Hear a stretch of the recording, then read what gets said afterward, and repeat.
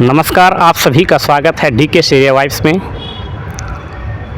आज हमारे साथ मौजूद हैं डी के शेरिया जी, जो कि उन्हीं का चैनल है। उन्हीं के चैनल पर मैं आज डी के शेरिया जी का इंटरव्यू ले रहा हूं। जी, स्वागत है आपका। हाँ, डी के शेरिया जी, आप गत 8 दिसंबर 2024 को बिल्लोचपुर गांव में गए थे जी, जहां वहां पर वाल्मीकियों की जो है मीटिंग चल रही थी जी। तो वहां पर आप गए, तो आपका वहां पर क्या अनुभव रहा? जी, मैं आपका शुक्रिया करता हूं कि आप मेरे चैनल पे आए और मेरा ये इंटरव्यू ले रहे हैं। इसके लिए बहुत बहुत शुक्रिया, आपका बहुत बहुत धन्यवाद। बिल्कुल, आपने जो क्वेश्चन किया है वो बड़ा वाजिब है कि गत 8 दिसंबर 2024 को, उस दिन रविवार का दिन था, तो उस दिन मैं बिलोचपुर गांव में गया था। तो वहाँ पर एक मीटिंग हुई थी वाल्मीकि समाज की, बिल्कुल बात करेक्ट है। और जो मीटिंग हुई थी उसका अगर मैंने एक्सपीरियंस आपको शेयर किया तो कुछ लोग तो मेरी वाहवाही करेंगे, कुछ मुझसे सहमति जताएंगे, और जो कुछ हैं वो मतलब गुस्सा हो जाएंगे मेरी बातों पर। कुछ ऐसे अनुभव हैं। तो ऐसी क्या घटना घटित हुई जो आप कह रहे कि गुस्सा भी हो सकते हैं, रुष्ट हो सकते हैं? आखिर क्या कारण है? कुछ तो खुश हो रहे हैं और कुछ गुस्सा भी हो रहा है, आखिर कारण क्या है? जी, उसकी वजह ये थी, वो जो मीटिंग थी उसमें जो वहाँ के कुछ गांव के भी लोग थे, मौजूद लोग थे, उधर के आसपास से भी कुछ लोग आए हुए थे। देखिए, मैं उनका नाम नहीं लूँगा, वो रिश्तेदारी में है हमारे, और उनका नाम नहीं लेना चाहूँगा। जो आपके रिश्तेदारी में है? हाँ, ये भी नहीं बताऊँगा वो रिश्ते में मेरे क्या लगते हैं। थोड़ा मर्यादाएं हैं, मर्यादा रखना बहुत ज़रूरी है। हाँ, देखिए, वो नहीं समझ रहे, लेकिन मुझे समझना है उन चीज़ों को कि वहाँ पर वाल्मीकि समाज की उत्थान की बातें हो रही थी, बाबा साहब के सिद्धांतों की बातें हो रही थी, नारी के उत्थान की बातें हो रही थी। तो हम बड़े ही मतलब प्यार से मतलब सामाजिक चर्चाएं कर रहे थे, लेकिन वहीं पर कुछ हमारे रिश्तेदार हैं तो वो कुछ टीका टिप्पणी करने लगे, जो कि पर्सनल टीका टिप्पणी थी, और उनका जो बोलने का ढंग था वो काफ़ी गलत था। तो वो ऐसी बातें हैं, लेकिन मैं उनका नाम ना लेते हुए मैं जिक्र करना चाहता हूँ। ना मैं कोई रिश्तेदारी बता रहा हूँ, वो मेरे नाते में क्या लगते क्या नहीं लगते, लेकिन किसी की उम्र 70 साल है, किसी की 40-45 साल है, किसी की 28 है, कितनी है। तो एक ही परिवार से थे। बाकी अब वो उनका 40-50 साल का किसी का करियर है राजनीति का, और अम्बेडकरवादी हैं। तो मैं जानना चाह रहा हूँ कि अम्बेडकरवादी है जो व्यक्ति, जो ये मेरा आपसे भी प्रश्न है, जो 40 से 50 साल से अम्बेडकरवादी है, क्या वह महिला का सम्मान नहीं करेगा? बिल्कुल करेगा। लेकिन उनके घरों में महिला का सम्मान बिल्कुल भी नहीं होता है। महिलाएं नीचे बैठती हैं, पर्दा प्रथा में रहती हैं। तो वो किस आधार पे कह सकते हैं कि वो अम्बेडकरवादी हैं? अम्बेडकर जी ने तो ऐसा नहीं कहा कि महिलाओं को नीचे बैठाया जाए। वो तो औरतों को सम्मान देने की बात करी। और दूसरी बात जो मैंने देखा, मैं जहाँ पे मीटिंग थी, मैं उन लोगों पे कोई टिप्पणी नहीं कर रहा, वो अपनी जगह ठीक हो सकते हैं, या फिर कोई अगर चीज़ की इन्फॉर्मेशन या जानकारी नहीं है तो उन कह सकते हैं। वो दावा भी नहीं भर रहे थे जिन्होंने हमको बुलाया था बिलोचपुर गांव में कि वो बहुत बड़े अम्बेडकरवादी है या बहुत बड़े वाल्मीकि धर्म को मानने वाले हैं। उन पर मेरी कोई टीका टिप्पणी नहीं है।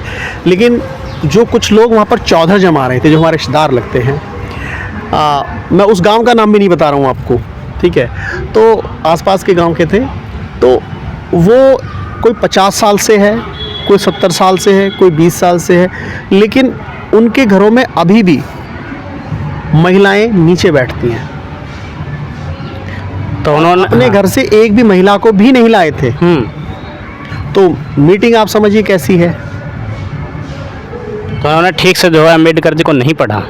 उन्होंने ना तो पढ़ा है, लेकिन सिर्फ और सिर्फ अपने स्वार्थ के लिए। जहाँ कोई चीज़ अच्छी लगती है उसे अपना लेते हैं, जहाँ कोई चीज़ उनसे मेल नहीं खाती है तो वो वहाँ पर अम्बेडकर जी को और वाल्मीकि जो भगवान है हमारे, उनको दरकिनार कर देते हैं, उनको हथियार बना लेते हैं। जी। अब वो कहते हैं, उन्होंने मेरे पास में उनकी वीडियो रिकॉर्डिंग भी है, वो कह रहे थे कि हम किसी पाखंड को, अंधविश्वास को नहीं मानते हैं। फिर उनके घरों में सूअर, बकरे, मुर्गे की बलि दी जाती है।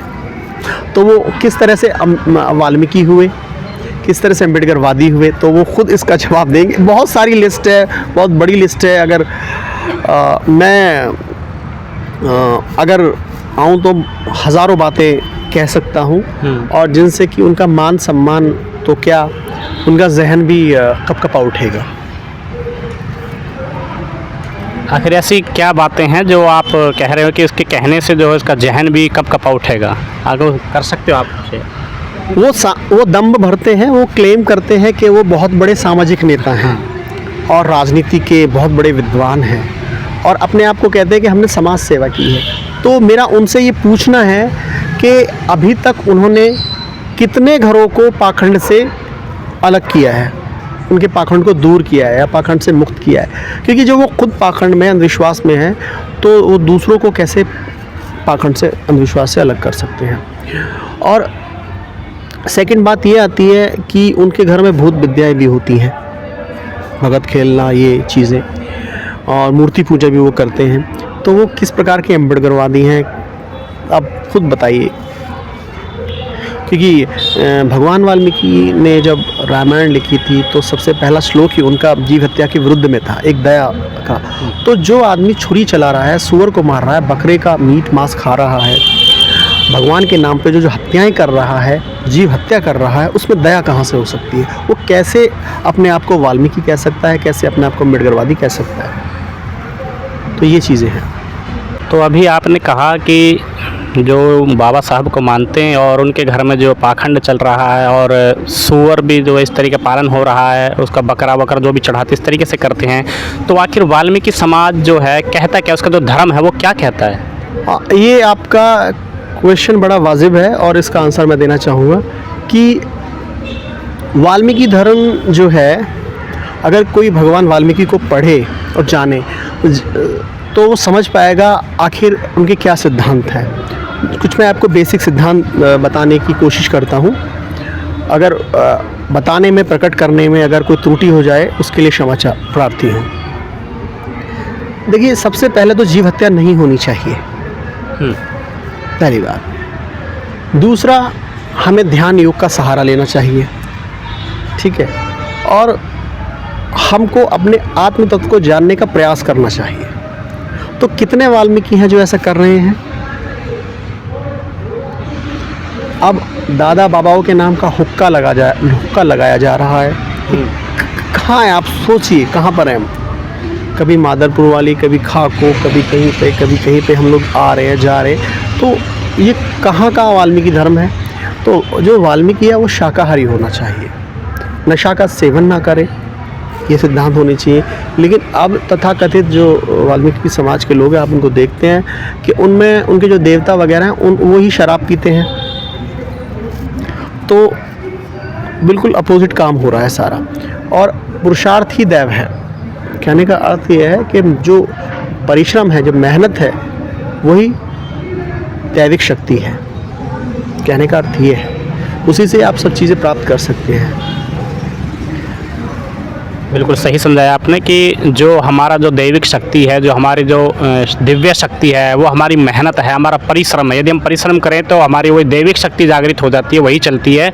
और इसके चक्कर में हमें नहीं पड़ना चाहिए कि भाई हरी क्या नाम है, देवी का चढ़ा दिया, बकरा चढ़ा दिया, उसके नाम से ये कर दिया, वो कर दिया। ये नहीं होगा। हमें जो है कुछ करना है तो हमें परिश्रम करना होगा। बहुत अच्छा संदेश आपने दिया। और कुछ कहना चाहोगे?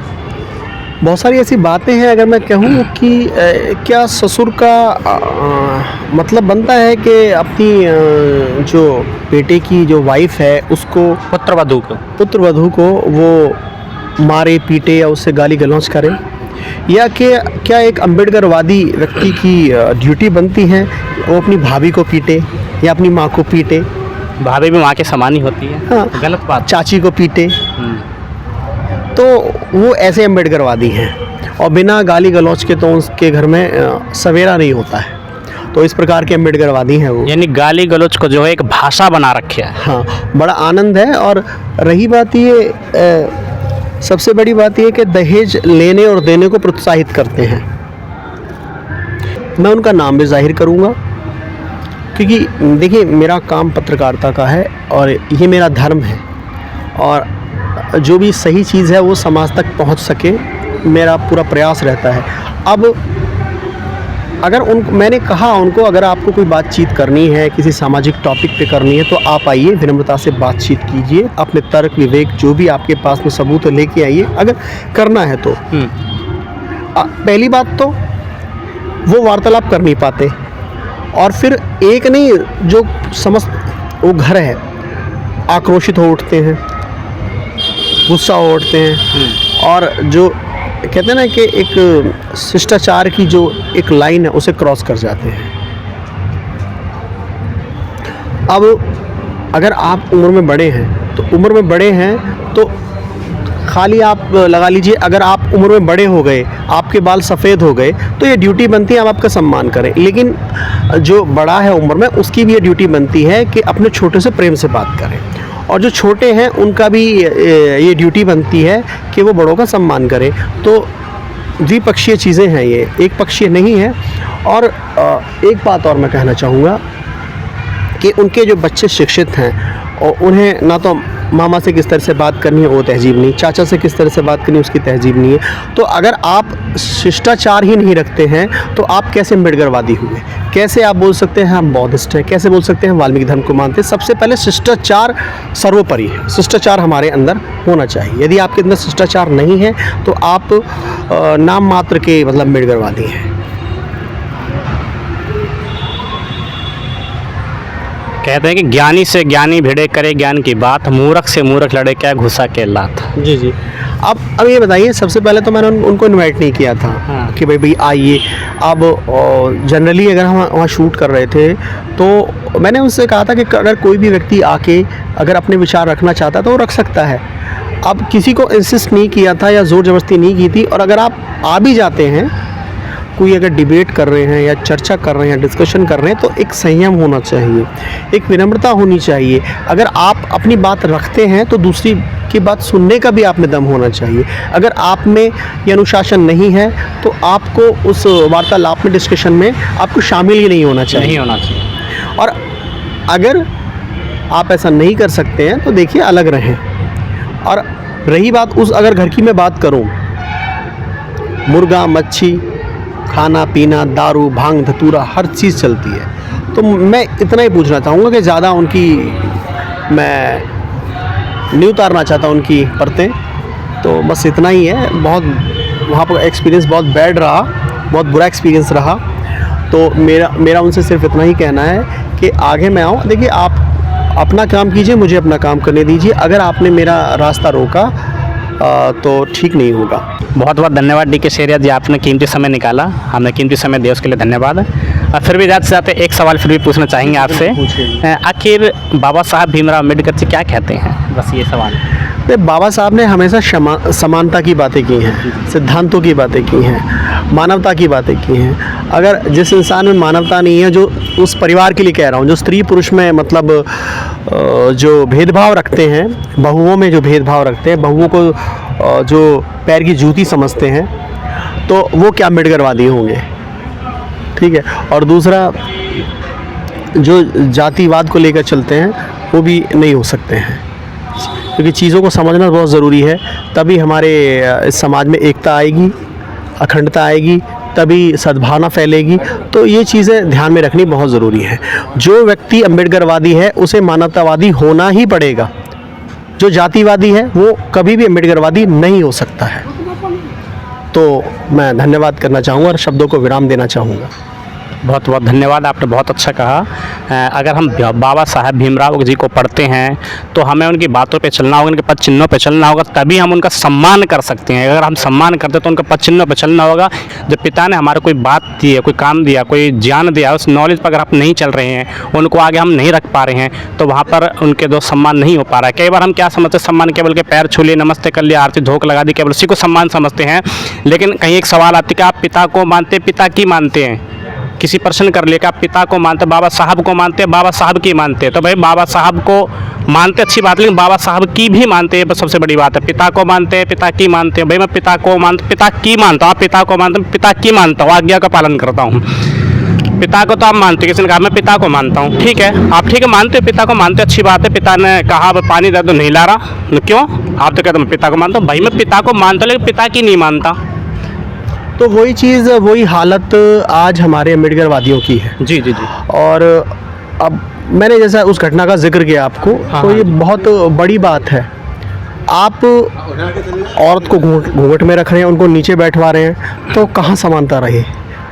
निरंकुशता खत्म करनी होगी, तभी इसका है। अर्थ यह है कि हमने तो ठीक से अध्ययन नहीं किया, स्वाध्याय नहीं किया है। तो स्वाध्याय तो व्यक्ति नहीं कर पाता, तो उनको इन चीज़ों के बारे में नहीं पता होता है। अगर आप थोड़ा ज्ञान भी दोगे तो उनको बात जो चुभेगी, क्योंकि उसके बाद जैसे मान दवाई भी जो होती है, दवाई भी जो आप किसी भी रोग की देते हो, तो जब अंदर उसके वो जो चीज़ होती है, उसको झेलने वाली शक्ति होती है, तभी वो दवाई काम करती है। अगर वो नहीं होती तो दवाई साइड इफ़ेक्ट करेगी।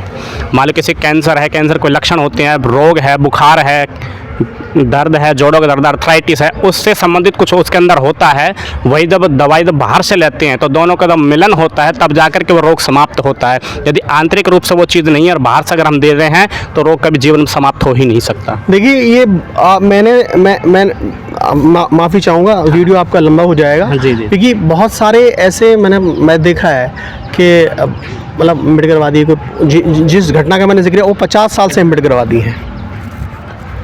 अब 50 साल से, तो आप देखिए 50 साल से हैं, तो मैंने कोई प्रश्न किया तो उस पर आक्रोश में आ गए।